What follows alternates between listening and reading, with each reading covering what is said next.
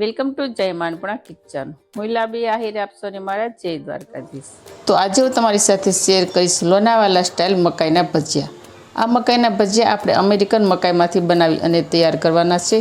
તો તમે સાદી રીતે મકાઈના ભજીયા તો ઘણી વખત બનાવી અને ખાધા હશે, પણ આજે આપણે અલગ રીતે અને લોનાવાલાના ફૂલ ફેમસ એવા ભજીયા આપણે બનાવીને આજે તૈયાર કરીશું, અને તે પણ ફક્ત 5 જ મિનિટમાં બની અને તૈયાર થાય છે આ ભજીયા. તો ચાલો આપણે જોઈ લઈશું ભજીયા બનાવવાની રીત. તો વિડીયો શરૂ કરતા પહેલાં મારી તમને નિવેદન છે કે હજી સુધી તમે મારી ચેનલને સબસ્ક્રાઈબ ન કરી તો પ્લીઝ જય માનપુણા કિચનને સબસ્ક્રાઈબ કરી દેજો, વિડીયોને એક લાઇક જરૂર કરજો.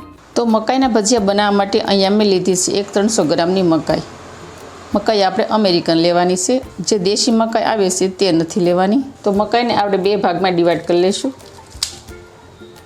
હવે આ મકાઈને આપણે આ રીતે કટ લગાવીશું. તો આ મકાઈના ભજીયા ખાવામાં એટલા ટેસ્ટી લાગે છે ને કે તમે ખાતા જ રહેશો એવા ભજીયા બને છે આ. અને આપણે મકાઈમાંથી ભજીયા બનાવીએ એટલે બહારથી ક્રિસ્પી અને અંદરથી સોફ્ટ બને છે અને લાંબા સમય સુધી આ ભજીયા ક્રિસ્પી રહે છે. હવે આ મકાઈને આ રીતે આપણે થોડી અધકચરી કટ કરી લઈશું.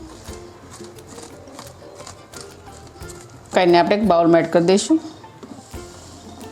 તો ભજીયામાં એડ કરવા માટે અત્યારે મેં લીધા છે 3 તીખા મરચાં. તમારે જો તીખા મરચાં હોય તો 2 થી 3 લેવાના, અને મીડિયમ મોળા હોય તો 4 થી 5 લેવાના.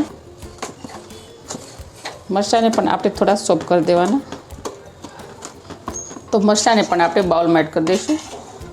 તો મરચાં એડ કર્યા બાદ આપણે લઈ લઈશું ડુંગળી કટ કરેલી. ડુંગળી અહીંયા અમે મીડિયમ સાઇઝની 3 કટ કરેલી લીધી છે, તેને આપણે બાઉલમાં એડ કરી દઈશું. તો વેજીટેબલ એડ કર્યા બાદ આપણે લઈ લઈશું બેસન. તો અત્યારે મેં ગાય સાફ બેસન લીધો છે. તમે જે બેસન યુઝ કરતા હોય તે લઈ શકો છો, પરંતુ ગાય સાફ બેસન છે તે વધારે ઉત્તમ રહેશે. તો ગાય સાફ બેસન અત્યારે મેં લીધો છે 1 કપ બેસન આપણે એડ કરી દઈશું બાઉલમાં.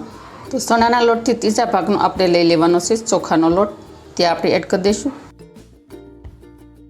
તો ચોખાનો લોટ એડ કર્યા બાદ ભજીયા લાંબા સમય સુધી કુરકુરા રહે છે, અને ચોખાનો લોટ છે તે તેલ એક્સેપ્ટ કરી લેશે. તો લોટ એડ કર્યા બાદ હવે આપણે લઈ લઈશું રૂટિંગ મસાલા. તો સૌથી પહેલાં આપણે લઈશું સ્વાદ અનુસાર મીઠું.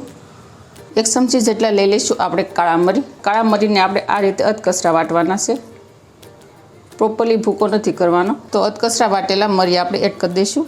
1/2 ચમચી લઈ લઈશું આપણે હળદર પાવડર. 1/2 ચમચી લઈ લઈશું આપણે લાલ મરચું પાવડર. આગળ પણ આપણે લીલા મરચાં એડ કરી હશે, તેથી આપણે જોઈ અને લાલ મરચું પાવડર એડ કરવાનું. 5 ચમચી લઈ લઈશું હિંગ, પસવામાં સરળ પડે. 1/2 ચમચી એડ કરી દઈશું ધાણા જીરું પાવડર, સ્વાદમાં સરસ લાગે. ત્યારબાદ આપણે 2 મોટી ચમચી જેટલું તેલ લઈ લેવાનું છે. તેલ એડ કરવાથી ભજીયા એકદમ અંદરથી સોફ્ટ બને છે. તેલ એડ કરી દઈશું આપણે બાઉલમાં. તો અહીંયા આપણા પરફેક્ટલી મસાલા તૈયાર થઈ જશે ભજીયા માટેના. હવે આપણે બધા જ ઇન્ગ્રીડિયન્ટ્સને સરસ રીતે મિક્સ કરી દઈશું.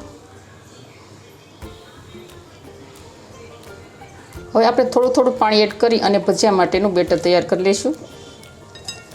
આ બેટરને આપણે વધારે પડતું ઢીલું નથી રાખવાનું અને વધારે પડતું ડ્રાય પણ નથી રાખવાનું.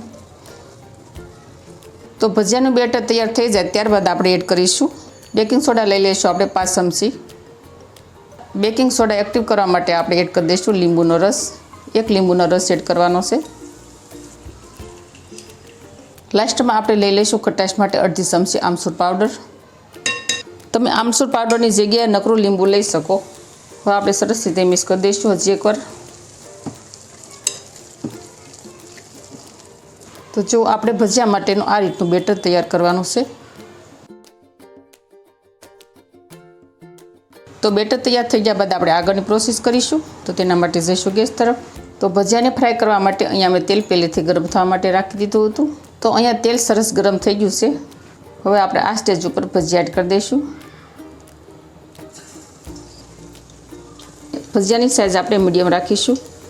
તો આ રીતે જે રીતે પેનમાં ભજીયા સમાય તે રીતે આપણે ભજીયા એડ કરી દઈશું. તો ફ્રેન્ડ, લોનાવાલા સ્ટાઇલ ભજીયા બહુ સરસ બની અને તૈયાર થાય છે. આ ભજીયા ચોમાસામાં ખાવાની ખૂબ મજા પડે છે. ચોમાસું પણ નજીક આવી રહ્યું છે, તો તમે પણ આ રીતે ભજીયા બનાવી અને ચોક્કસથી ખાજો. બહુ સરસ બની અને ટેસ્ટી થશે અને ખાવાની પણ ખૂબ મજા પડશે. તો જુઓ, અહીંયા આપણા સરસ રીતે ભજીયા ગોલ્ડન બ્રાઉન રંગના થઈ ગયા છે. તો ભજીયા ગોલ્ડન બ્રાઉન રંગના થઈ જાય ને ત્યારબાદ તેને તેલમાંથી બહાર કાઢી લઈશું અને પેપર વાઇટ ડીશમાં રાખી દઈશું, જેથી એક્સ્ટ્રા તેલ હોય તે એક્સેપ્ટ થઈ જાય. તો સેમ પ્રોસેસથી બીજા ભજીયા પણ આપણે ફ્રાય કરી લઈશું. તો અહીંયા આપણા પરફેક્ટલી અમેરિકન મકાઈના લોનાવાલા સ્ટાઇલ ભજીયા બનીને થઈ ગયા છે તૈયાર. તો તમે પણ આ રીતે ભજીયા બનાવજો, બહુ સરસ ટેસ્ટ થશે અને ખાવાની પણ ખૂબ મજા આવશે. તો જો અહીંયા આપણા બહુ સરસ બહારથી ક્રિસ્પી અને અંદરથી સોફ્ટ એવા ભજીયા બની અને થઈ ગયા છે તૈયાર. જો બન્યા છે ને જોતાં જ ખાવાનું મન થઈ જાય તેવા ભજીયા.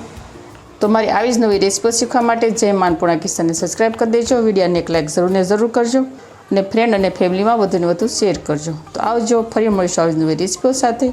ત્યાં સુધી થેન્ક યુ. જય દ્વારકાધીશ, જય સિયારામ, ધન્યવાદ.